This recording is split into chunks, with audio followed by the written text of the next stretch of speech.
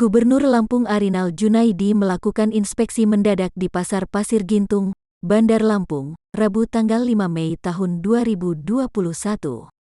Sidak yang dilakukan Arinal Junaidi tersebut untuk mengecek harga bahan pokok menjelang Hari Raya Idul Fitri 1442H atau Lebaran 2021.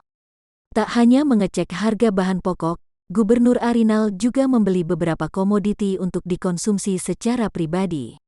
Selain itu, Arinal juga ingin memastikan penerapan protokol kesehatan di pasar berjalan dengan baik. Terima kasih rekan-rekan media pers. Saya bersama Wali Kota, Kapolda, yang mewakili dari Korem, dari Bulog, kemudian dari Bipom, dan Kepala Bank Indonesia. Hari ini kita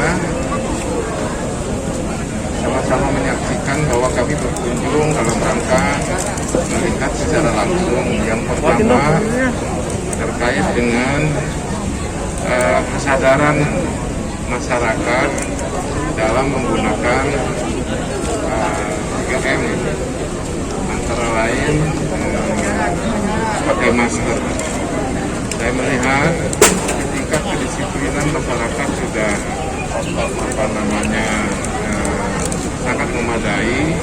Terima kasih Bu Wali yang saya mendapatkan laporan. Ibu Wali sering